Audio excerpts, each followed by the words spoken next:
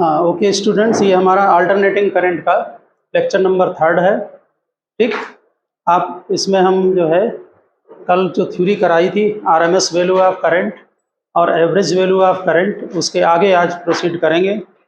तो इसमें आप नेक्स्ट हेडिंग डालें phasor and phasor diagram, phasor and phasor diagram.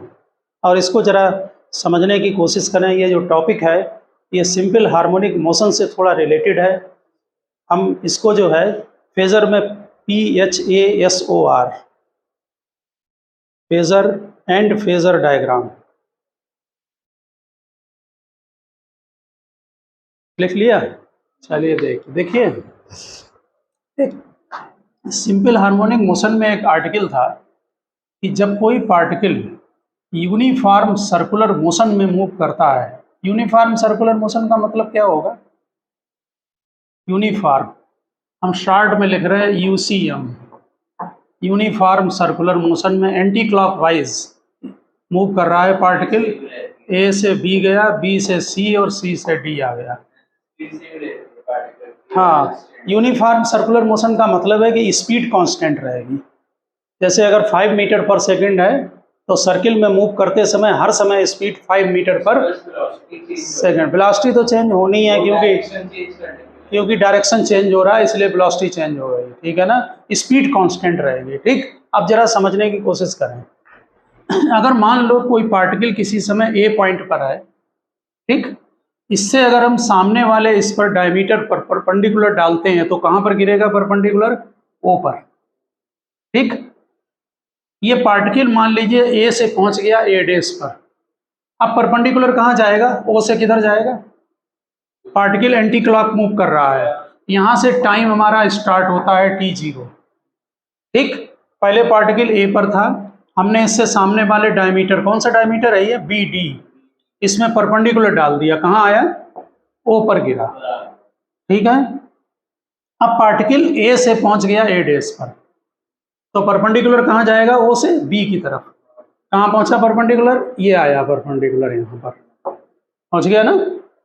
ठीक, अब हम इसको B पर पहुंचा रहे हैं, तो B पर जब आया, लिखने की कोई खास जरूरत नहीं है। जब B पर पहुंचेगा ये, तो B पर परपेंडिकुलर जब इसी डायमीटर पर डालेंगे तो परपेंडिकुलर B पर ही गिरेगा। कन्फर्म है ना? इसके बाद आया सेकंड क्वाड्रेंट में, फिर परपेंडिकुलर डालेंगे, फिर नीचे आया परपेंडिकुलर, आएगा ना। थर्ड क्वाड्रेंट में जब आएगा तो परपेंडिकुलर भी O से D की तरफ जाएगा, और जब ये फोर्थ क्वाड्रेंट में जाएगा तो परपेंडिकुलर D से O पर रिटर्न हो जाएगा। ठीक, इसका मतलब है कि अगर कोई पार्टिकल यूनिफॉर्म सर्कुलर मोशन कर रहा है और उसका जो हम परपेंडिकुलर सामने वाले डायमीटर पर डालते हैं तो वो अपने सेंटर के about to and fro motion करता है, अप और डाउन। ठीक है ना, ये बात समझ में आ गई होगी। ठीक, अगर एक हम आपको एक इंटरेस्टिंग चीज यहाँ और दिखा दें, है तो 11th की चीज, देखिए जरा। हम सेंटर से डिस्प्लेसमेंट को y ले रहे हैं, आप समझ जाएंगे क्यों यहाँ इस अटैच है इस चैप्टर से। ये सेंटर से डिस्प्लेसमेंट y ले रहे हैं, टाइम तो हमेशा आगे जाएगा। y वर्सेस t या थीटा t एक ही बात है। ओमेगा मतलब थीटा ले लें, ओमेगा t। ठीक, देखिए जरा ध्यान से समझना। जब O पर परपेंडिकुलर डाला तो ये तो यहाँ पर आया, डिस्प्लेसमेंट 0 है, अभी तो O से स्टार्ट हुआ ना। जब ये A डैश पर पहुंचा तो डिस्प्लेसमेंट इतना हो गया ना। ये इस डिस्प्लेसमेंट को टाइम आगे जा रहा है, यहाँ पर नोट करें। इसके बाद जब ये B पर पहुंचा तो डिस्प्लेसमेंट यहाँ पहुंच गया, ये मिला दो। इसके बाद जब ये वापस आया तो डिस्प्लेसमेंट कम होने लगा, नीचे आ रहा ना O पर, तो डिस्प्लेसमेंट देखिए डिक्रीज हो गया। जब ये थर्ड क्वाड्रेंट में गया तो डिस्प्लेसमेंट नीचे आ गया और ये वापस आ गया। इसका मतलब जो कोई पार्टिकल कंप्लीट सर्कुलर मोशन करता है तो सामने वाले डायमीटर, वैसे आता है इस डायमीटर पर भी है लेकिन वो हम यहाँ डिस्कस नहीं करेंगे, सामने डायमीटर पर जब परपेंडिकुलर डालें तो उसका डिस्प्लेसमेंट साइन कर्व को फॉलो करता है। ठीक, अब यहाँ एक बात समझ लें, जो मेन पॉइंट पर हम आते हैं। ये जो क्वांटिटी है यहाँ से यहाँ तक, ये रेडियस है सर्किल की, है ना, रेडियस। अगर हम current I = I0 sin omega t लिखें, वहां मालूम क्या लिखते थे SHM में? देखिए y is equal to a sine omega T, a amplitude, y displacement, और ये तो दोनों सेम है। तो ये जो आई नॉट है ये एम्पलीट्यूड का काम करेगा, पीक वैल्यू। बात समझ गए? इसका मतलब इस सर्किल का रेडियस जो एम्पलीट्यूड है यहाँ पर, वही एम्पलीट्यूड, देखिए यहाँ पर ये एम्पलीट्यूड है ये, और ये इसके इक्वल है रेडियस की। समझ में आ गई बात? ये देखो ये डिस्टेंस इसके इक्वल। ओके, तो इसको कंपेयर करें, इसका मतलब ये हमारा पीक वैल्यू को रिप्रेजेंट कर रहा है, ये रेडियस, ये समझ गए ये बात को? ठीक। दूसरी बात, अगर हम इससे सामने परपेंडिकुलर डालते हैं तो ये जो वैल्यू है ये इंस्टेंटेनियस वैल्यू है। ये इस टाइम पर, जैसे कोई पूछे यहां पर कितना डिस्प्लेसमेंट, तो आप देख लेंगे इतना है यहां पर, ठीक है ना? ये वाई कोऑर्डिनेट बताएगा, नेचुरल है। आप इसकी इक्वेशन बनाए करंट की, बोलो कल बनाया था ग्राफ, ये बनी करंट का ग्राफ। अब आपसे हमने कल बताया भी था ये इंस्टेंटेनियस वैल्यू होती है और ये पीक वैल्यू होती है। तो यहां पर अगर पूछा जाए कि यहाँ करंट कितनी, तो यहीं से तो परपेंडिकुलर डाल के बताएंगे ये है, ये वैल्यू डायमीटर पर यहां मिलेगी, इंस्टेंटेनियस वैल्यू। ये बात समझ में आ गई? तो ये क्या करते हैं कि इस चैप्टर के अंदर करंट की जो पीक वैल्यू होती है उसको वेक्टर से रिप्रेजेंट करते हैं, उसे ये फेजर बोलते हैं। वेक्टर लगा दिया, देखो ये एरो लगाते हैं, क्वांटिटी नहीं है वेक्टर, ध्यान रखना, वेक्टर से रिप्रेजेंट करते हैं, ठीक, इस तरह से। और इसकी जो लेंथ होगी वो क्या देगा बताओ? Peak value, I not. हाँ, मैग्नीट्यूड मतलब एम्पलीट्यूड बोले, पीक वैल्यू या एम्पलीट्यूड। समझ में आ गई ये बात? और एक बात याद रखना देखिए आरएमएस जो वैल्यू होती है वो आई नॉट बाई रूट 2 है। अगर हम इसकी लेंथ को रूट 2 से डिवाइड कर दें तो खाली लेंथ कम हो जाएगी, लेकिन रिप्रेजेंटेशन हम इसका कर सकते हैं। ये बात समझ में आ गई? जरा यहाँ बताना इंस्टेंटेनियस कैसे मिलेगी? ये तो पीक वैल्यू है, आरएमएस तो आसानी से मिल जाएगी। आप चाहें तो आरएमएस पर भी प्लॉटिंग कर सकते हैं, हमने आई नॉट पर कर सकते हैं, या हम सिंपली यहाँ पर आई भी लिख सकते हैं, आई का मतलब आरएमएस। वैसे ग्राफ सभी एम्पलीट्यूड पर बनाए गए हैं, आरएमएस भी लिख सकते हैं, ठीक। पीक कहाँ से मिलेगी इसमें बताओ? पीक वैल्यू कहाँ से, पीक नहीं सॉरी, इंस्टेंटेनियस वैल्यू कहाँ से मिल रही है? सामने वाले परपेंडिकुलर डालकर लिए ना इंस्टेंटेनियस। ये इंस्टेंटेनियस है, देखिए यहाँ इतनी है, यहाँ इतनी है, यहाँ हाईएस्ट है ना? तो यहाँ इंस्टेंटेनियस वैल्यू मिलेगी, ये सामने वाले डायमीटर पर परपेंडिकुलर डालकर, ये आई होगी इंस्टेंटेनियस। समझ गए? जब ये पीक लेंगे तब, आरएमएस में नहीं। तो पीक से रिप्रेजेंट करते हैं, सामने परपेंडिकुलर डाल दो तो ये इंस्टेंटेनियस वैल्यू हो जाएगी। ये बात समझ में आ गई? अब एक पॉइंट और समझ लें, इस चैप्टर में 3 तरह के जो इलेक्ट्रिकल एप्लायंस हैं वो है, एक रेजिस्टेंस है, एक आपका कैपेसिटर है, और तीसरा इंडक्टर है, ठीक है ना? इनमें रेजिस्टेंस में करंट और वोल्टेज दोनों सेम फेज में रहते हैं। फेज का मतलब यहाँ पर आप अच्छी तरह से समझ लें, फिर हम आगे इसको प्रोसीड करेंगे, ठीक। इसको नोट करने की जरूरत नहीं है, ये केवल आप समझ लें कि किसी सर्किल से जो है अगर कोई पार्टिकल सर्कुलर मोशन करता है तो सामने वाले डायमीटर पर या वाई एक्सिस पर अगर परपेंडिकुलर डालते हैं तो वो इंस्टेंटेनियस वैल्यू वहां पर दे देगा। आप यहाँ एक पॉइंट केवल समझ लें, देखिए अगर मान लीजिए ये एक्स एक्सिस और वाई, ये वोल्टेज है और यही करंट है, तो ये दोनों सेम फेज में कहलाएंगे, ठीक। वेव डायग्राम में समझें, ये वेव बनाई है आपने, ये हमारी मान लीजिए ये वोल्टेज है वर्सेस टी, और इसी में हमने करंट बना दी। ये इसका मतलब जब वोल्टेज जीरो तो करंट जीरो, जब वोल्टेज मैक्सिमम तो करंट मैक्सिमम, जब वोल्टेज इधर नेगेटिव में तो करंट भी नेगेटिव में, ठीक। इसको कहते हैं सेम फेज में, ठीक है ना? फेज का आप रफली मतलब समझ लें, तुम जरा ध्यान से इस चीज को समझना। फिलहाल यहां से यहां तक का जो एंगल है वो 2 पाई होता है, ठीक, यहां तक पाई, ठीक। यहाँ 90 डिग्री, 180 डिग्री, 270 डिग्री, 360 डिग्री, या रेडियन में 2 पाई पाई, समझ गए ना? अगर आपसे पूछें कि इस वेव का यहाँ फेज कितना है तो बोलेंगे पाई है। यहाँ पर 90 डिग्री है, पाई/2 है। टाइम पीरियड से भी रिप्रेजेंट करते हैं। टाइम पीरियड से कैसे? यहाँ पर ये कैपिटल टी, यहाँ पर T/2, ठीक है। 2 पाई करस्पॉन्डिंग टी है, कैपिटल टी है टाइम पीरियड, ठीक है ना। अब दूसरी चीज समझें, अगर मान लो वोल्टेज ये बनाया हमने और करंट हमने यहाँ बनाई, तो एंटी क्लॉकवाइज में जो आगे होगा उसको कहेंगे कि वो लीड कर रहा है, लीड कर रहा है। करंट क्या कर रही है? लीड कर रही है। वोल्टेज लैग कर रहा है, ठीक। एक पॉइंट आपको अच्छी तरह से ध्यान होगा, हमने इंडक्टर में डिस्कस किया था, इंडक्टर अपोज करता है, ठीक, इनर्शिया प्रॉपर्टी है। इससे कंपेयर करते हैं मैकेनिक्स में मास से। मास अपोज करता है ना, मास इनर्शिया प्रॉपर्टी है, इंडक्टर भी इनर्शिया प्रॉपर्टी है, अपोज करता करंट के इंक्रीज होने का। वोल्टेज पहले डेवलप होता है, वोल्टेज पहले बनता है, करंट बाद में बनती है। इसका मतलब करंट लैग कर रही है।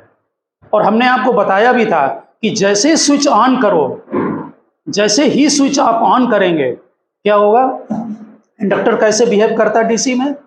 Open circuit, current zero.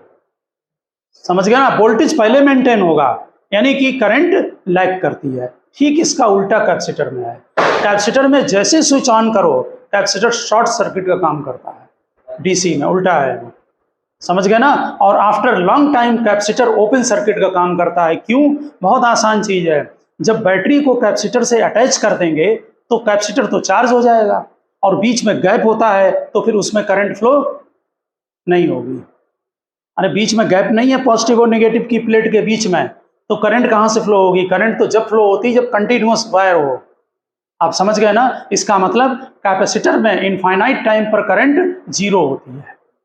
समझ गए ना? उसमें इनिशियली करंट लीड करती है, इंडक्टर में करंट लैग करती है। ये चीज अब थ्योरी में यहां से ड्राइव होकर आएगी। लॉन्ग टाइम आप जब स्विच ऑन करेंगे उस समय की बात करें। जब स्विच ऑन करेंगे तो करंट पहले सेटअप नहीं होती है, पहले क्या होता है? वोल्टेज बनेगा, अभी तो अपोज करेगा, तो करंट क्या कर रही है? लैग कर रही है। बात समझ में आ गई? इंडक्टर इनर्शिया प्रॉपर्टी है, ठीक। तो जना ध्यान दें, जब करंट लैग लीड करेगी तो ये बनाएंगे, ये थीटा एंगल से करंट लीड कर रही है एंटी क्लॉकवाइज, और वोल्टेज लैग कर रहा है, ठीक है। इस तरह से जो डायग्राम बनाए जाते हैं जिसमें इनकी लेंथ पीक वैल्यू को रिप्रेजेंट करती है, ठीक है ना, ये वाले, इनको हम फेजर डायग्राम कहते हैं। और ये क्वांटिटी फेजर है, ये वेक्टर की तरह इनको यहाँ ट्रीट करते हैं। और यहाँ पर ये डायग्राम वेव डायग्राम कहलाता है। समझ गए ना? वेव डायग्राम, ठीक। इसमें बनाना हम वही टॉपिक पर डिस्कस करेंगे कि लीड और लैग हम वेव डायग्राम पर उसको कैसे दिखाएंगे। अब आप नोट करें, हेडिंग डालें फेजर एंड फेजर डायग्राम, डाल दी हेडिंग, लिखिए phase difference between, phase difference between current and EMF, phase difference between current and EMF depends upon the nature of circuit.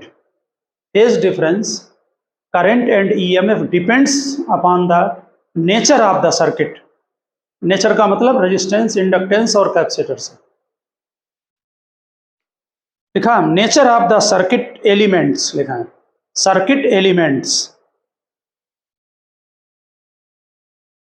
In certain circuit current reach maximum value, in certain circuit current reaches maximum value after the EMF, after the EMF becomes maximum, यानी current पहले maximum पहुंचता है, after the EMF becomes maximum, current is said to be lag behind, current is said to be lag behind the EMF, maximum, यानी EMF के बाद current maximum होती है। Current is, हाँ, current is set to be lag behind the EMF, जो lag कर रहा है वो बाद में मैक्सिमम होगा। जो लीड कर रहा है वो पहले मैक्सिमम होगा, ठीक। If current attains the maximum value before EMF, if current attains the maximum value before EMF, then current is said to be lead the EMF.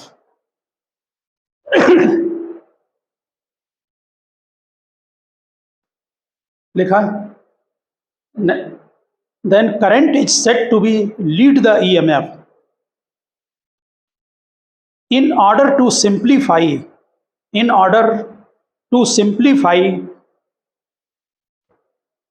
the study of AC circuit, in order to simplify the study of AC circuit,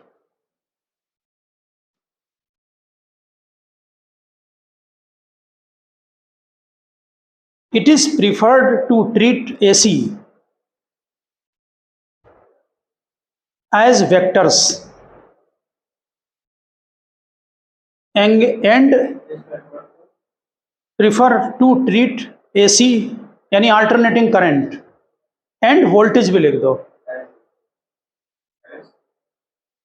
लिखा is preferred to treat AC and EMF as vectors with angle between the vector equal to with angle between the vectors equal to phase difference between voltage and current, phase difference between voltage and current. अब next para में लिखना, a diagram representing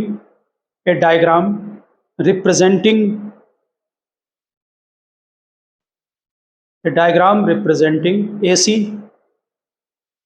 and alternating voltage, frequency same होनी चाहिए, AC and alternating voltage as vectors, vectors के bracket में लिख दें phasors,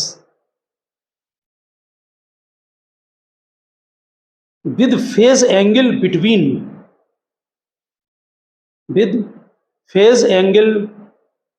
between them is called a phasor diagram. जो डायग्राम बनाते हैं वो फेजर डायग्राम एंगल शो करेंगे और ये क्वांटिटी फेजर कहलाती हैं, ठीक। तो यहाँ पर नीचे लिख दें, बना दें डायग्राम एक्स और वाई, ये वोल्टेज आपका और ये करंट और ये बीच में फेज एंगल, ऐसे इस डायग्राम को क्या बोलते हैं बोलिए, फेजर डायग्राम। इसमें कौन सा लीड कर रहा है, करंट, और ये वाला डायग्राम वेव डायग्राम है, आई वर्सेस टी, ये बनाते हैं आप, मालूम है, ये वेव डायग्राम कहलाता है और उन्हें फेजर डायग्राम। बाकी लीड और लैग हम अब प्रेजेंट केस में ही देखेंगे। आप सीधे यहाँ पर जो है एक पॉइंट और नीचे नोट कर दें, डायग्राम बना लिया आपने, बनाए जरा,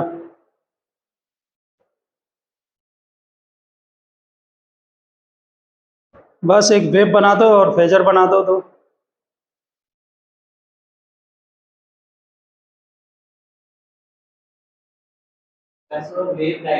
वेव डायग्राम लिखिए जरा, एक पॉइंट और नोट कर दें नीचे। In phasor diagram the instantaneous value, in phasor diagram the instantaneous value, in phasor diagram the instantaneous value of a quantity that varies sinusoidally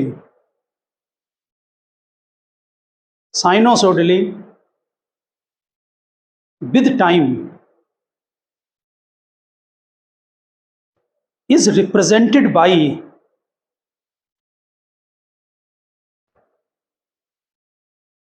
the projection यानी कंपोनेंट है, component on to the vertical Y axis लिख दो, to a Y axis क्या लिखा, represented by the projection on to a Y axis. Projection और component एक ही बात है। Projection on to a Y axis, length of vector representing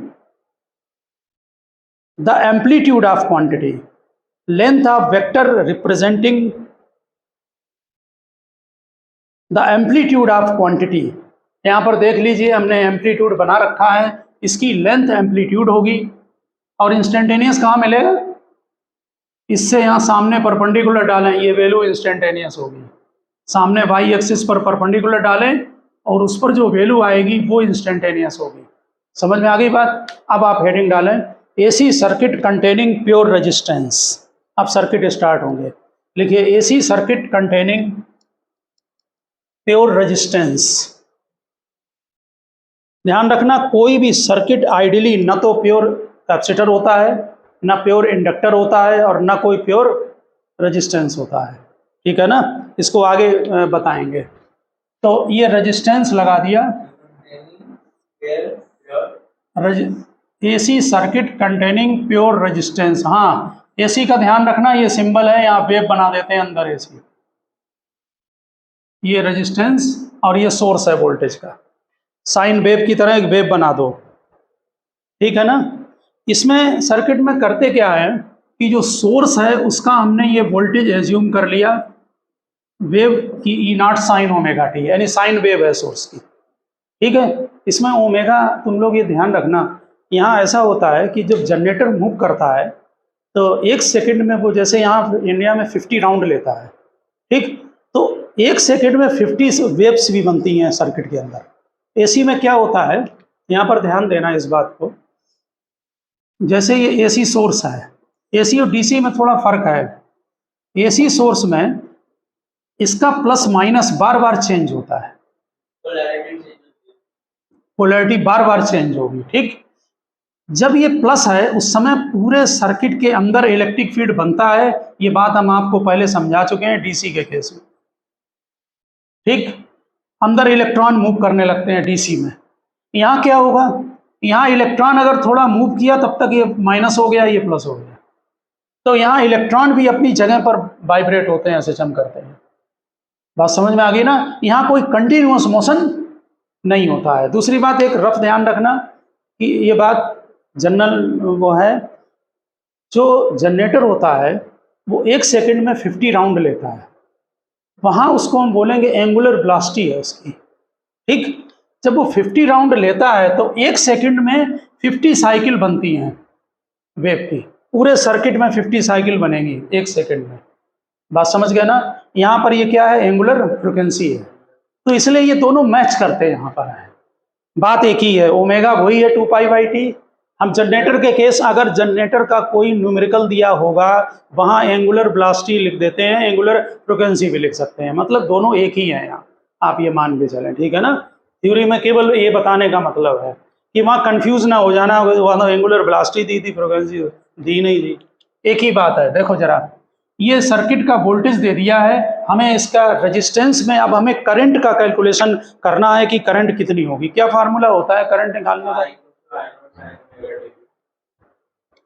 वो कहाँ से आ जाएगा। करंट की तो इक्वेशन I = E/R होती है, ओम्स लॉ तो ये है, ठीक है ना, यही है ना Ohm's law. V = IR, E की यहाँ पर वैल्यू पुटअप कर दो, E0 sin ओमेगा टी, और ये पीक वैल्यू है, हाँ वही बनाने जा रहे हैं। ये पीक वैल्यू है वोल्टेज की और ये रेजिस्टेंस है, इसमें जब डिवाइड करेंगे तो करंट की पीक वैल्यू आ जाएगी, ये बन गई करंट की वैल्यू। इसका मीनिंग मालूम क्या है, इसको ठीक से समझें जरा। इसका मतलब अगर वोल्टेज साइन कर्व को फॉलो करेगा तो करंट भी साइन कर्व को फॉलो करेगी। समझ गए ना, दोनों एक साथ मैक्सिमम होंगे। अब जरा देखें, पहले हम वेव डायग्राम को लेते हैं।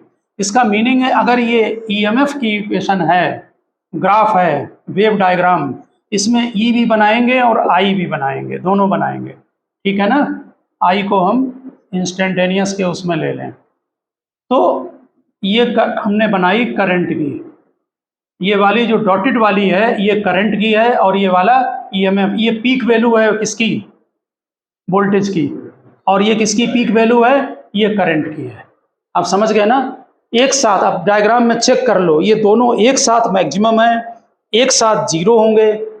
बात समझ में आ रही ना, किसी भी उसमें जो है टाइम पर, ठीक। यहाँ एक पॉइंट ध्यान रखना, हम पेपर में इसी से जो है, ये आपने नोट कर लिया इधर, जरा इसको देखें यहाँ पर, ये हमने बनाया है ईएमएफ ई और आई। ये तुम्हें जरा यहाँ समझना पड़ेगा, कुछ बुक्स में क्या करते हैं कि वो इसी को देखें ध्यान से, टाइम हमारा यहाँ से शुरू होता है जीरो से, ठीक है। किसी एट एनी टाइम, मान लीजिए आप यहाँ पर आए तो इसकी जो इंस्टेंटेनियस वैल्यू है वो कितनी है, ये है इंस्टेंटेनियस वैल्यू, यहाँ से मिलती है ना। फेजर डायग्राम में आप कैसे दिखाते हैं, टी टाइम के बाद अगर इसका ये ओमेगा टी ले रहे हैं, ध्यान से समझना बात को, यहाँ से टाइम स्टार्ट होता है, ये हमारा एक्स एक्सिस है, ये वाई एक्सिस है, यहाँ से ओरिजिन ये है रेफरेंस लाइन, ये एंगल यहाँ तक टी टाइम के बाद थीटा क्या होता है, ओमेगा टी, ठीक। ओमेगा टी के बाद हमारी जो पीक वैल्यू है वो ई नॉट, ये पहुंच गई, ये ओमेगा टी है। आप समझ रहे ना बात को। यहां पर देखिए ये है ई है, ध्यान से समझना, ये इंस्टेंटेनियस वैल्यू है इतनी, हमने अभी बताया था वाई एक्सिस पर इंस्टेंटेनियस मिलती है, तो यहां ये वाई एक्सिस है, ये ठीक इंस्टेंटेनियस वैल्यू ये होगी। समझने की कोशिश करें, ये इंस्टेंटेनियस है ओ से ए तक, तो ये भी ओ से ए तक है ना। और इसको हमने ऐसे क्यों मिलाया, इधर क्यों नहीं मिलाया, ये जितना ये टाइम यहाँ पर इंक्रीज हुआ है, एंगल इंक्रीज हुआ, टी टाइम के बाद एंगल कितना हुआ, ओमेगा टी, तो रेफरेंस लाइन से फेजर इतना रोटेट कर गया, जैसे सर्किल में घूमता है ना, तो ये थीटा, ये रेफरेंस लाइन है और थीटा ओमेगा टी के इक्वल है, तो ये ओमेगा टी आपका रोटेट कर गया। और जरा ध्यान दें, इसी पर ये करंट होगी, करंट की इंस्टेंटेनियस वैल्यू तो यहाँ से आएगी, ओ ए डैश, यहाँ पर लिख रहे हैं हम ओ से ए तक, हम इंस्टेंटेनियस को आई एन एस लिख रहे हैं, ठीक। कौन सी है बोलो, ओ से ए तक इंस्टेंटेनियस वैल्यू ऑफ वोल्टेज है, नहीं आई एन एस लिख दिया यार, बोल तो रहे इंस्टेंटेनियस है, ओ ए डैश ये इंस्टेंटेनियस वैल्यू ऑफ करंट है, ठीक है। थोड़ा इससे इसको बनाना और समझना थोड़ा टिपिकल है, समझने की आप कोशिश करें। इतना हमने इस पॉइंट पर बनाना चाह रहे डायग्राम, कितना, टी टाइम के बाद, टाइम तो आगे इंक्रीज होता जाएगा, तो कितना एंगल हुआ, ओमेगा टी, ये ओमेगा टी एंगल बढ़ गया, सामने इसको बढ़ाएं, ये इंस्टेंटेनियस वैल्यू है, और इसको यहाँ से मिला दो इस लाइन को, ये ओमेगा टी को एंगल लेते हुए ये आपका ई नॉट होगा, और यहाँ तक की वैल्यू आई नॉट होगी। आ रही बात समझ में, ये फेजर डायग्राम है और ये वेव डायग्राम है। और एक बात याद रखना, अगर बोर्ड में इसको मिला के ना बना पाए तो सेपरेट बना देना। अब जी ध्यान रखना, ये एक्स और ये वाई, इसमें ये वोल्टेज भी और करंट भी दोनों सेम फेज में, ये ई नॉट और ये आई नॉट और ये ओमेगा टी जरूर लिख देना, तब भी चल जाएगा। बात समझ गए ना, ये इससे कंपेयर करके बनाया गया टी टाइम के बाद, ठीक है ना, या डायरेक्ट बना देना। तो ये कौन सा डायग्राम हमने यहाँ पर लिख दिया ठीक से कि ओ से ए तक इंस्टेंटेनियस है, ये ए डैश लिखा है, ये आपका इंस्टेंटेनियस वैल्यू वोल्टेज की है और ये पीक वैल्यू है टोटल, तभी ई नॉट लिखा है। समझ में आ गई, नहीं बने तो अलग अलग, ये वेव डायग्राम और वो फेजर डायग्राम, ठीक। ये यहाँ पर नोट कर दे रहे, ये फेजर डायग्राम, और ये क्या है, वेव डायग्राम। जल्दी बनाना जरा, wave diagram. Omega T theta है, जितना एंगल ये आगे रोटेट कर गया है। और एक बात याद रखना कि आप एग्ज़ाम में, जैसे हमने ये फर्स्ट क्वाड्रेंट में दिखाया है, ठीक है ना, आप इसको जो है इसमें मत दिखाना, इन क्वाड्रेंट में, यहाँ भी दिखा सकते हैं वोल्टेज करंट को, ठीक है। इन जनरल आप सिंपल है, सिंपल एक ही लाइन में दोनों खींच दें, ठीक है ना, ई नाट और आई नाट बन जाएगा। पीक वैल्यू है, इंस्टेंटेनियस वैल्यू कहाँ से मिलेगी हमें, इससे सामने परपेंडिकुलर डालें, इस पर मिलेगी, ठीक, जैसे हमने सर्किल वाले केस में आपको समझाया है। इससे क्या कंक्लूजन निकला जरा बताएं। इससे ये कंक्लूजन निकलता है कि वोल्टेज और करंट की दोनों इक्वेशन सेम आ रही हैं। इसका मीनिंग है कि वोल्टेज और करंट दोनों सेम फेज में होंगे। यहाँ फेजर डायग्राम बनाते समय, ये फेजर डायग्राम है, ये वाला ध्यान रखना, वेव डायग्राम ये है। फेजर डायग्राम बनाते समय ध्यान दें, जो वोल्टेज की लाइन है उसी के ऊपर करंट की लाइन बनाई गई है, जिससे कि ये क्लियर रहे कि दोनों सेम फेज में होंगे। समझ में आ गई बात। अब आप नेक्स्ट हेडिंग डालें, AC circuit containing pure inductor. AC circuit containing pure inductor.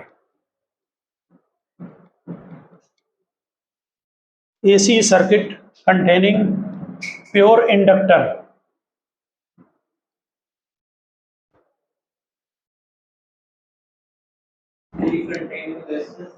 हाँ, ये था AC circuit containing pure resistance. आप लगा बनाएंगे प्योर, बोलो, इंडक्टर का केस, ठीक है ना।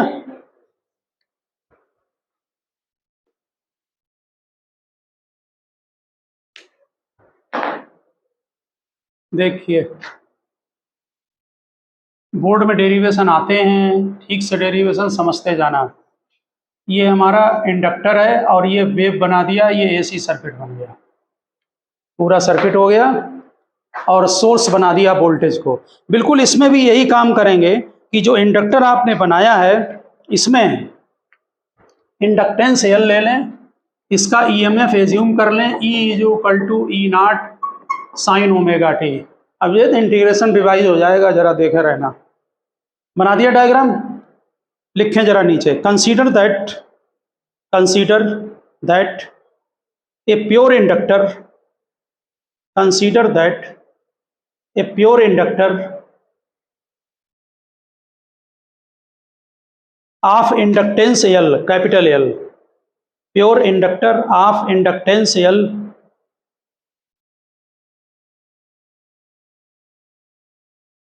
having no resistance is connected to a source of, consider that a pure inductor of inductance L having no resistance is connected to a source of alternating EMF, connected, क्या लिखा है, to a source of alternating EMF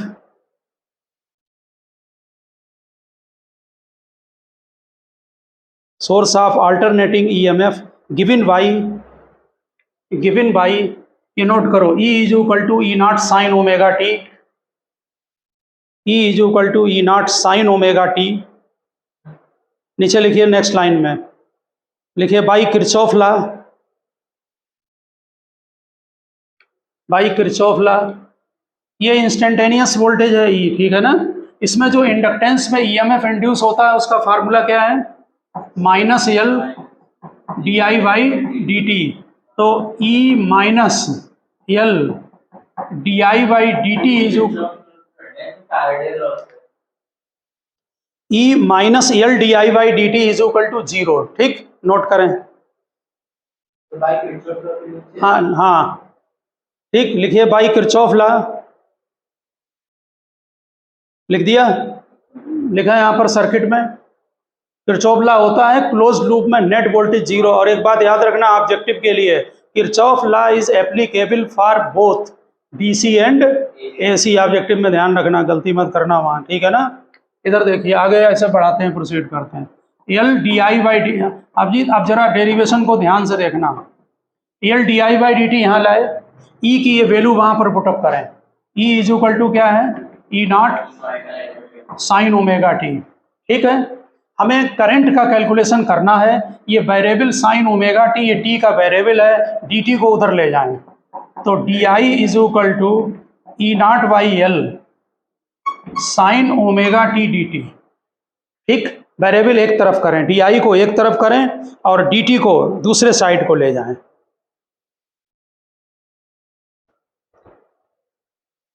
आगे ये बात समझ में। फिर लिखा integrate on both sides, integrate on both sides. अब इंटीग्रेशन का साइन लगा दें।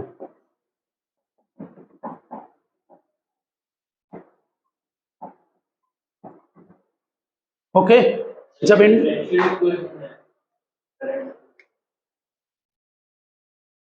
आगे लिखें डी आई का इंटीग्रेशन क्या होगा, आई। ठीक, जरा इसका इंटीग्रेशन बताएं, साइन थीटा का माइनस कॉस थीटा। ठीक, और टी के साथ वेरिएबल ओमेगा है, इसको नीचे यहां डिवाइड कर दें। ठीक है, माइनस कॉस ओमेगा टी, और ध्यान रखना कि या तो लिमिट लगाई जाए और या फिर कांस्टेंट। ये आपको अच्छी तरह मालूम है, बहुत सारी बुक्स में यहाँ कांस्टेंट का यूज नहीं किया है, यहाँ कांस्टेंट का यूज होना चाहिए। समझ रहे हैं ना बात, या तो फिर आप लिमिट लगाएं यहाँ पर। ठीक है ना, तो इसको लिखने के बाद माइनस को हम थोड़ा सेट कर रहे हैं, और आप फिर हम जो बोल रहे हैं उसको नोट करें आप।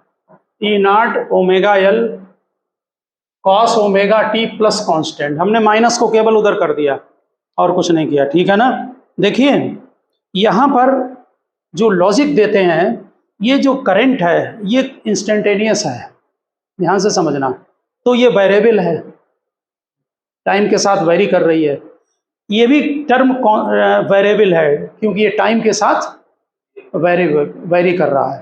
ठीक है ना, दोनों वेरिएबल हैं, इसलिए यहाँ पर कांस्टेंट टर्म पॉसिबल नहीं है, क्योंकि लेफ्ट साइड और राइट साइड दोनों वेरिएबल हैं। इसको लेकर सी को यहाँ जीरो कर देते हैं, या बुक्स में सी जीरो कहीं पर लिया ही नहीं उन्होंने, बिल्कुल है, मतलब कांस्टेंट लिया ही नहीं है। समझ गए ना बात ये, लेकिन आप वहाँ लॉजिक लिख देना, नोट करो, हम लिखा रहे हैं the integration constant has the integration constant. बहुत सही लॉजिक है, लिख के आना बोर्ड में।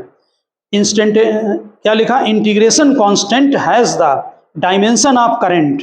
देखिए इसकी डायमेंशन करंट की डायमेंशन होनी चाहिए, क्योंकि बीच में प्लस का साइन है। एक जैसी क्या था, कौन सा प्रिंसिपल था, प्रिंसिपल ऑफ होमोजीनिटी, जिसमें एक जैसी क्वांटिटी को प्लस कर सकते हैं। ये भी करंट है तो ये भी करंट हो गई और ये भी करंट है, ये वेरिएबल है, ये वेरिएबल करंट है, तो फिर ये भी वेरिएबल यानी कि कांस्टेंट नहीं होना चाहिए।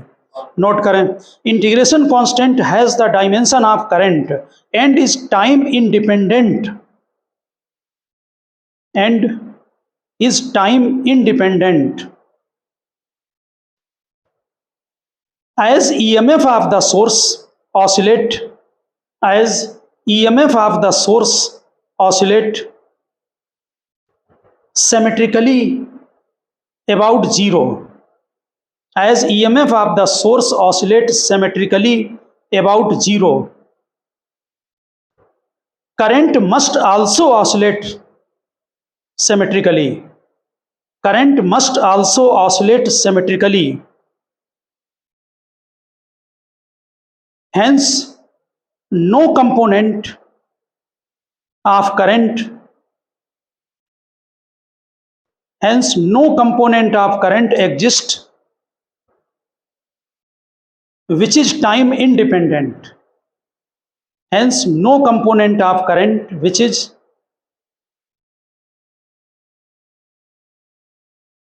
क्या लिखा, no component of current exist, हाँ, विच इज टाइम इंडिपेंडेंट। देख ले, फिर से समझ लें बात को, ये कांस्टेंट है तो ये टाइम से इंडिपेंडेंट होगा, डिपेंड तो करेगा नहीं टाइम पर। वोल्टेज टाइम डिपेंडेंट है, करंट भी टाइम डिपेंडेंट होगी, समझ गए ना, और इसलिए यहाँ पर कोई टर्म जो है वो टाइम इंडिपेंडेंट नहीं हो सकता है।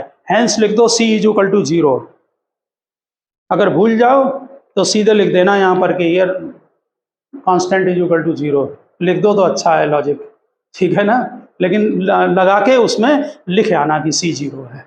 समझ गया ना बात। चलो अब C 0 डाल दिया जाए, अब जरा सेटिंग कराओ इक्वेशन की। जरा आप लोग मुझे ये बताएं इसको साइन में कैसे कन्वर्ट करें। I is equal to minus E naught ohm, इसको साइन में कन्वर्ट करना है, इससे कंपेयर करना है। अगर sine pi by 2 plus omega T कर देंगे तो माइनस कैसे एडजस्ट होगा? साइन 90 प्लस थीटा तो कॉस थीटा होता है, माइनस नहीं होता है। जल्दी बोलो। ये होगा, अब हम कर रहे हैं sine omega T minus pi by 2। Check करो, पहले साइन माइनस थीटा से माइनस बाहर लो, फिर sine 90 minus theta cos theta हो गया। समझ में आ गई ये बात ठीक से? ठीक है ना। अब यहाँ पर एक पॉइंट और ध्यान दें, देखिए ये करंट है ना? ये क्या है? वोल्टेज। तो फिर ये क्वांटिटी क्या होनी चाहिए? ये ऐसी क्वांटिटी आई नॉट पूरा होगा, वो तो तुम्हें लर्न है इसलिए बोल रहे हो, हम कुछ और पूछ रहे हैं। करंट इज इक्वल टू क्या होता है? वोल्टेज अपॉन ओम्स लॉ, बोलो ना, रेजिस्टेंस। इसका मतलब ये ऐसी कोई क्वांटिटी है जो इंडक्टर के केस में रेजिस्टेंस का काम कर रही है। समझ गए ना? इसका रेजिस्टेंस का काम क्या होता है? अपोज करना, करंट को कंट्रोल करना। इसका मतलब ये कोई ऐसी क्वांटिटी है जो इंडक्टर में अपोजिशन नेचर को शो कर रही है। समझ गए ना? इसको यहां बोलते हैं इंडक्टिव रिएक्टेंस, नाम दिया गया है इंडक्टिव रिएक्टेंस, और इसका सिंबल है XL. XL is equal to omega L, ठीक, इज कॉल्ड इंडक्टिव रिएक्टेंस। लिखिए और यहां पर नोट करें, ये लिख दिया आपने? लिखिए द क्वांटिटी ओमेगा एल, इसकी डायमेंशन रेजिस्टेंस की डायमेंशन होनी चाहिए। ये वोल्टेज और ये इसकी डायमेंशन रेजिस्टेंस की। समझ गए ना? तभी फॉलो करेगा इक्वेशन को। लिखिए the quantity omega L has the dimension of resistance, has the dimension of resistance. This quantity is called inductive reactance. The quantity omega L has the dimension of resistance. This quantity is called inductive reactance and is represented by XL. Omega 2 pi F होता है, frequency है F. This quantity is represented by XL and is represented by XL लिख दो। ये लिख दिया। यहां ध्यान दें, ओमेगा की जगह 2 पाई एफ, एफ फ्रिक्वेंसी हर्ट्ज में, ठीक है ना? 2 पाई एफ एल यहां पर नोट करें। It represent opposition of inductive coil to AC. It represent opposition of a inductive coil to AC. तो अभिजीत इक्वेशन अब क्या बन गई? आई इज इक्वल टू बोले E naught upon XL sine omega T minus pi by 2, और I is equal to इसकी जगह I naught, voltage upon resistance. अब नया टर्म बन गया, और क्या? रेजिस्टेंस की जगह इंडक्टिव रिएक्टेंस। और ये हमारी इक्वेशन बन गई omega T minus pi by 2। जरा बताएं, वोल्टेज की इक्वेशन ये लेकर चले थे, करंट की ये बन गई। इसका क्या मतलब है? कि करंट 90 डिग्री लैग कर रही है, क्योंकि माइनस पाई बाई 2। समझ गया ना? यहाँ ओमेगा टी है, वहां क्या है? Omega T minus pi by 2, ठीक है ना? इसका मतलब है, यहाँ नोट करें, नीचे इक्वेशन लिख देना ये वाली। देखिए, hence for pure inductor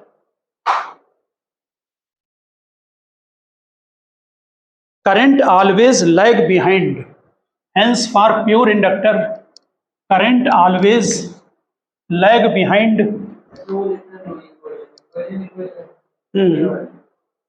Hence क्या लिखा?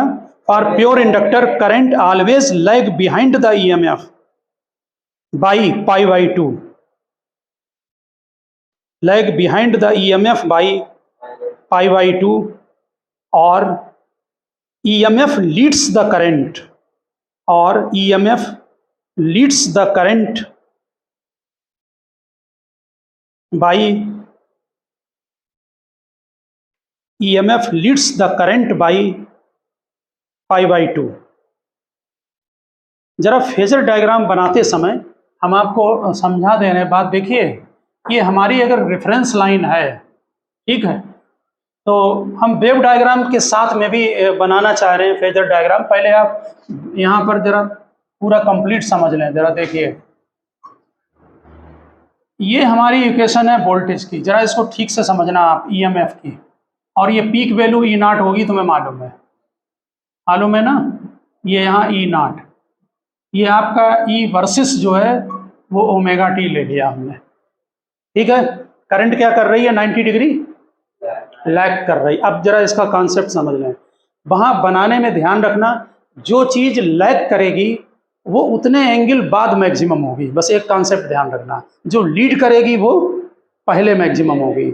तो यहाँ पर EMF मैक्सिमम हो गया, जो करंट मैक्सिमम होगी, ध्यान दें इस पर ना, इसके 90 ये होगा, यहाँ तक 180 है, ये 90 है और ये एंगल भी 90 है। इसका मतलब करंट यहाँ पर मैक्सिमम होगी ऊपर, समझ गए ना। इसको मैक्सिमम को मिलाते हुए ऐसे करके ग्राफ कंप्लीट कर दें। आप समझ गए ना बात। यहाँ इसकी पीक वैल्यू बनाना ठीक से, ऐसे, समझ गए ना। फिर जब ये मैक्सिमम तो ये 0 और फिर ये ऐसे। ये हमारी जो डॉटेड वाला है ये इक्वेशन करंट की ग्राफ है, ये वेव डायग्राम है, ये करंट का है। और ये डार्क वाला जो है वो EMF का है, ये इसका वेव डायग्राम है, ठीक से। ये 0, ये 90 डिग्री, ये 180, ये 270, या पाई में लिखे हैं, एक ही बात है।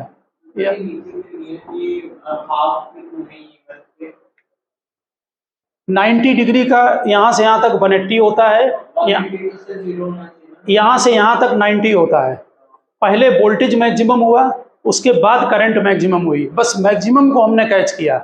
तो मैक्सिमम वेव यहाँ पर होती है। कोई भी जब वेव बनाई जाती है उसकी जो मैक्सिमम वैल्यू है वो ये होती है यहाँ पर, समझ गए ना। तो फिर इसका ये पीक इस पॉइंट के ऊपर बनाओ और बाकी डायग्राम कंप्लीट कर लो। बात समझ में आ गई ना। जब पीक यहाँ ये मिल गया तो करो ना बाकी डायग्राम कंप्लीट। डॉटेड से कंप्लीट कर लिया। ये हमारा डार्क लाइन EMF शो कर रही है और जो डॉटेड लाइन है वो क्या शो कर रही है, वो हमारा करंट शो कर रही है। ये बात समझ में आ गई, ठीक। इसको क्या बोलते हैं, वेव डायग्राम। वेव नीचे लिख दें, वेव डायग्राम। ओके, अब जरा यहां पर समझें। जब हम किसी टाइम t पर फेजर डायग्राम, फेजर बनाने को आते हैं बोर्ड में, ध्यान रखना। जैसे यहां पर हमने फेजर डायग्राम बनाया, ठीक। जरा इक्वेशन पर ध्यान देना। EMF की इक्वेशन क्या थी, E0 sin ω t। करंट की क्या थी, I0 sin ω t minus π/2। Reference line से पहले ω t आगे गया और ये 90 डिग्री पीछे रहेगा, ठीक है। जरा देखें, ये हमारी रेफरेंस लाइन है, इससे पहले हमने EMF को बनाया E0 और ये है ω t। ये समझ में आ गई बात, ठीक। ये पीक वैल्यू, इंस्टेंटेनियस वैल्यू कहाँ मिलेगी, इससे सामने परपेंडिकुलर डालो, ये इंस्टेंटेनियस है। इसके ठीक 90 डिग्री बैक यहाँ पर करंट I0, ये टोटल एंगल 90 होगा। ये एंगल कितना हो गया, π/2 माइनस ω t, 90 माइनस। और ध्यान देना, जरा बता सकते हैं आप कि क्यों रिवर्स आ रहा है, जरा देखें किसको नॉलेज है। वहां तो ω t माइनस π/2 आ रहा है, ये एंगल कितना है, इसकी इक्वेशन बताओ। हाँ, ये बैक आ रहा है इसलिए माइनस लग जाएगा। एंगल जो रेफरेंस लाइन होती है ऊपर प्लस थीटा और नीचे माइनस थीटा, इसलिए वहां इक्वेशन में ω t माइनस π/2 हो गया। तो हम ऐसा कर रहे हैं, इस एंगल को ω t माइनस π/2 ही लिखें यहाँ पर। आप समझ गए ना क्यों, ये रेफरेंस लाइन से नीचे है। समझ में आ गई बात। अब आप एग्जैक्ट समझ गए होंगे। वोल्टेज की इक्वेशन क्या है, E = E0 sin ω t। Current की इक्वेशन क्या है, I = I0 sin ω t minus π/2। समझ में आ गई ना बात। ये इसका फेजर डायग्राम है,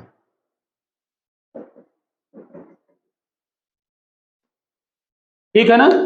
हम बना दे रहे हैं इससे, आप अगर चाहें तो बनाना पेपर में, नहीं तो अलग से बना देना, वहाँ पर चल जाएगा, ठीक है ना। यहाँ पर देखें, किसी इंस्टेंट पर अगर हमने ये बनाया, समझ में तो आ जाएगा यहाँ पर आपके, आप इसको ले जाओ, देखो यहाँ पर ये इंस्टेंटेनियस वैल्यू है ओ से ए तक, जैसे हमने वहाँ लिखी थी। अब जरा ध्यान देना, ये इतना एंगल ओमेगा टी होगा, ये एंगल ओमेगा टी है, तो यहाँ पर ये एंगल बन गया ओमेगा टी, ये बन गई इक्वेशन ई नॉट। दोनों एक ही बात है, आप ऐसे बना सकते हैं, ठीक है ना। हमने वेव से मिलाकर बनाने को बता रहे हैं आपको, ठीक।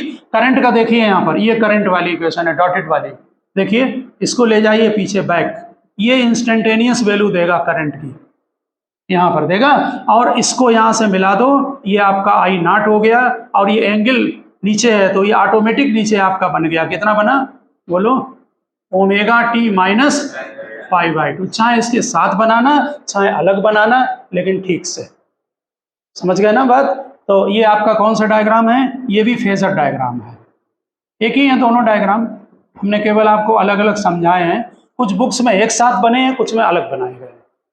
समझ में आ गई बात। अब मुझे जरा एक बात बता दो, मान लो कुछ पॉइंट्स इसमें बहुत इंपॉर्टेंट हैं, पहले तो ग्राफ बनवा लिए जाए, XL is equal to omega L के, ये बना लिया आपने, वो बना लिया, अच्छा ये बना लो एक ही बार, ठीक है, इसको हटा दें हम फिर, अच्छा है। आप पहले मुझे ये बताएं कि XL is equal to omega L, इसमें एक्सएल वर्सेस ओमेगा ग्राफ क्या बनेंगे, ग्राफ बहुत कॉमन है बोर्ड के, ये XL is equal to omega L, ऐसे बताते जाएं फटाफट, बोलो कौन सा, हम तो एक्सएल वर्सेस एल बता रहे हैं पहले, हाँ बताओ। ये स्ट्रेट लाइन आपके समझ में आ रहा है, यहाँ पर y लिखें और यहाँ पर x लिखें, y is equal to M X, इसका स्लोप क्या देगा, tan थीटा ओमेगा दे देगा, यहाँ जो लिखा होगा क्वांटिटी एम एक्स की जगह मिल जाएगी। दूसरा ओमेगा वर्सेस एल, नेचुरल है कि तीसरी क्वांटिटी कांस्टेंट, ये इनवर्सली प्रोपोर्शनल, बना लेंगे ग्राफ, ठीक है, बना दें कॉपी में, हम इसे हटाएं, अच्छा ये थोड़ा टिपिकल है बनाने में, बनाओ आप, इसमें टाइम लग,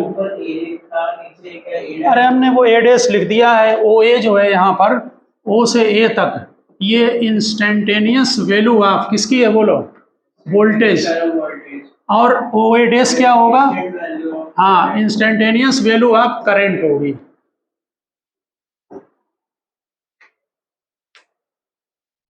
इसको हटा दें, ठीक है,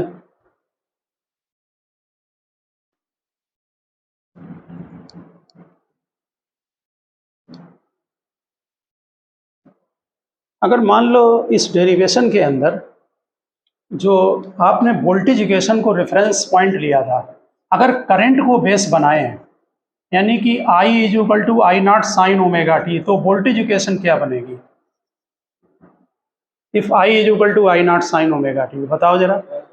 अगर करंट की इक्वेशन हम ये ले लें तो वोल्टेज की क्या बनेगी, प्योर इंडक्टर के केस में यही केस चल रहा है, अभी तो कुछ पढ़ा ही नहीं है, हाँ 90 डिग्री ये लीड करेगी, अरे माइनस कहाँ से आएगा, हो गया लीडिंग 90 डिग्री, वहां तो सेटिंग है माइनस की, ये हो गया लीडिंग, माइनस कर दोगे तो उल्टा हो जाएगा, लीड नहीं करेगा फिर वो, समझ गए ना। यहाँ पर जो एंगल यहाँ लिखा है उसमें 90 प्लस कर दो, ये लीड हो गया बस, ठीक है। जरा बताएं इसका वेव डायग्राम क्या बनेगा, अब करंट का वेव डायग्राम पहले बनेगी, करंट आई वर्सेस टी, ये बात समझ में आ गई, करंट, हाँ current I is equal to I naught sine omega T, ये साइन वेव है। अब जरा बताना वोल्टेज कहाँ से शुरू करें, हाँ वोल्टेज लीड करेगा इसलिए पहले मैक्सिमम होगा,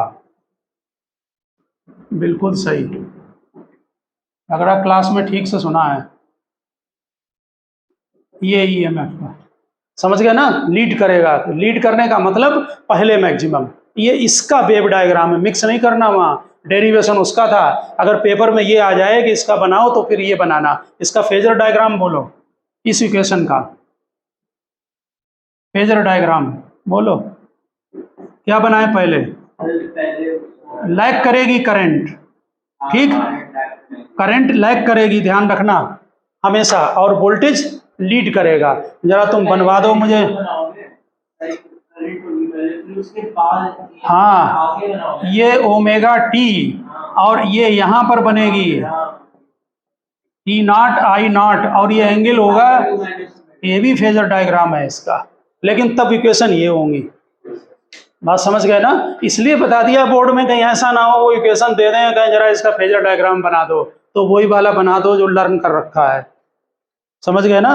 तो प्योर इंडक्टर में क्या होता है, बोलिए। फॉर प्योर इंडक्टर करंट जो है क्या करती है, लैग बिहाइंड, लैग करती है किससे, वोल्टेज से, ठीक है ना। यहाँ पर एक पॉइंट और नोट कर दें जरा, जो ये फार्मूला है XL is equal to omega L, अगर इसमें ओमेगा टेंस टू जीरो हो तो एक्सएल टेंस टू जीरो होगा, और अगर ओमेगा टेंस टू इनफाइनाइट हो तो एक्सएल टेंस टू इनफाइनाइट होगा। इसका मीनिंग क्या है, इसका प्रैक्टिकल मीनिंग क्या है? ये बना लिया आपने, ये बना लिया, लेक्चर से बनाओगे? चलो देखो इधर, इसका मीनिंग समझें। फ्रिक्वेंसी जीरो डीसी की होती है, नो समझें बात, फ्रिक्वेंसी जीरो किसकी होती है, डीसी की। इसका मतलब डीसी के केस में कोई रिएक्टेंस ऑफर नहीं होगा, कोई अपोजिशन नहीं, समझ गए ना। और फ्रिक्वेंसी देखिए, फ्रिक्वेंसी इनफाइनाइट का मतलब हो गया कि फ्रिक्वेंसी बहुत हाई है, प्रैक्टिकल पॉसिबल नहीं है वो चीज, ठीक है ना। तो यहां पर नीचे लिख दें, opposition of inductance to DC is zero. अगर फ्रिक्वेंसी जीरो कर दोगे ना तो तब भी डीसी है, और फ्रिक्वेंसी अगर इनफाइनाइट कर दी वो तब भी डीसी की तरह हो गया। बात समझ गए ना? बात बहुत, फ्रिक्वेंसी को इनफाइनाइट करने का मतलब वेव बिल्कुल पास पास हो गई, वो एक तरह से लाइन सीधी हो गई, समझ गए ना। लिख दो नीचे खाली, opposition of inductance to DC is zero, opposition of an inductance to DC is zero. Inductor called low pass filter, low LOW, inductor called low pass filter. ये मालूम क्यों होता है, इलेक्ट्रॉनिक सर्किट में जब इंडक्टर लगाते हैं तो वो लो फ्रिक्वेंसी को पास कर देता है और हाई फ्रिक्वेंसी को ब्लॉक कर देता है। क्यों? फ्रिक्वेंसी जैसे जैसे बढ़ती है इंडक्टेंस बढ़ने लगता है, समझ गए ना। वो ये है इलेक्ट्रॉनिक का, वही इसका नाम यूज करते हैं, लो पास फिल्टर। तो ओके स्टूडेंट्स, हमने आज आपको जो है वो प्योर रेजिस्टिव सर्किट और प्योर इंडक्टिव सर्किट का डेरिवेशन कराया है। इंडक्टिव सर्किट का डेरिवेशन बोर्ड में बहुत कॉमन है, ठीक, और अच्छी तरह से ध्यान रखें वेव डायग्राम और फेजर डायग्राम आपका, और ध्यान रखें कि प्योर इंडक्टर में करंट लैग करती है 90 डिग्री पर, ठीक। रेफरेंस लाइन जो दी जाए यानी रेफरेंस पॉइंट, अगर वोल्टेज का रेफरेंस दिया है E = E0 sin omega T, तो करंट में करे -π/2, और अगर करंट इक्वेशन दी गई है तो फिर वोल्टेज में +π/2, ठीक। जो डेरिवेशन किया गया है उसमें वोल्टेज को E = E0 sin omega T लिया है, उसमें आप वो पहले वाला फेजर डायग्राम बनाएं। अगर अलग से क्वेश्चन आता है ये, तो इसके लिए ये वाला डायग्राम बनाएं। ओके।